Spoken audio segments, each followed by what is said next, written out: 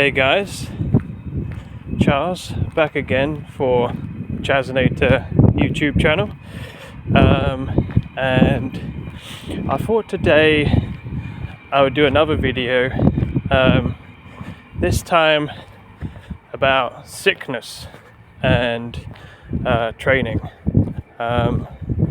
So as you can see, I'm currently out on a walk, and that in part is due to the fact that I'm feeling a little bit sick, and what I want to get at in the video today is what I do when I'm sick and what kind of my experience is with kind of sickness and training have led me to. So a bit of background, those of you who know me will know that I used to be a powerlifter, not the best powerlifter, but to a pretty good level, I would say. I got a 600 kilo total, which at the time I believe would have got me internationals. The standard's a lot higher now,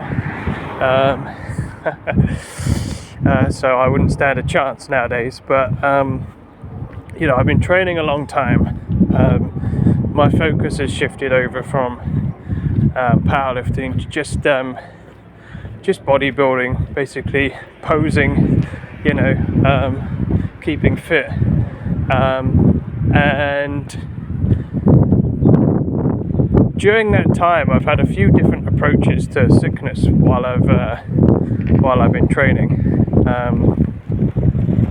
So when I was a powerlifter, my kind of style of training was always balls to the wall. My coach used to call me Maverick because often he'd write me a program.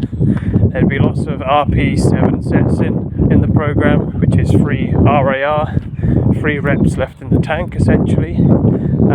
And sometimes I would just, go completely off the schedule and, go all out for a AMRAP, a rep PR. This kind of style of training, if you like, would often actually wind up with me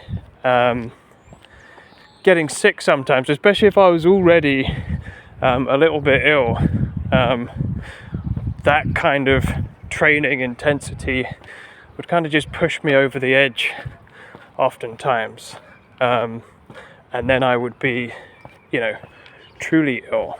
And my coaches at the time, and I think this is very individual problem, but his advice would tend to be, scale it back. So if you're ill, still train, but and keep it at kind of like an RP7, or one less than what you were doing. So if you were doing an RP7, you'd be training at an RP6 this time, so 4 reps left in the tank, 4 RAR,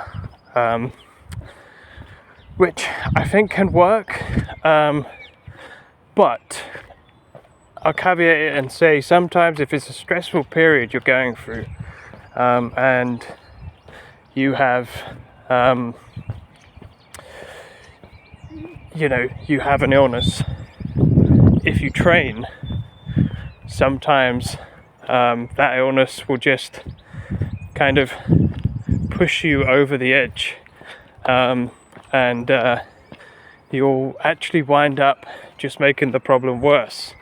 And in the end, for me, I found out the best kind of approach to training when I was sick is actually just not to train, skip the session, because if you skip a session and let your body recover properly, maybe do some lighter exercise like go out for a walk, oftentimes the illness you have will just pass, and you can get back to it. So the way I look at it, as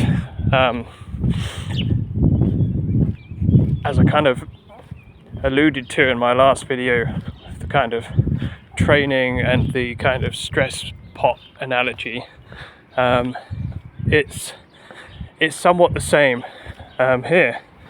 You know, your pot is significantly smaller when you're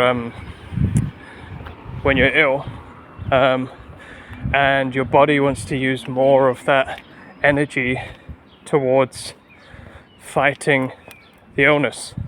So if you scale it back, rest a little bit, you know, maybe take an early deload or rest week, you know, or just a couple of days off, you can go back to it a lot stronger next time.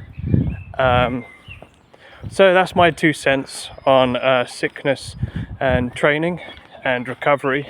I hope it helps.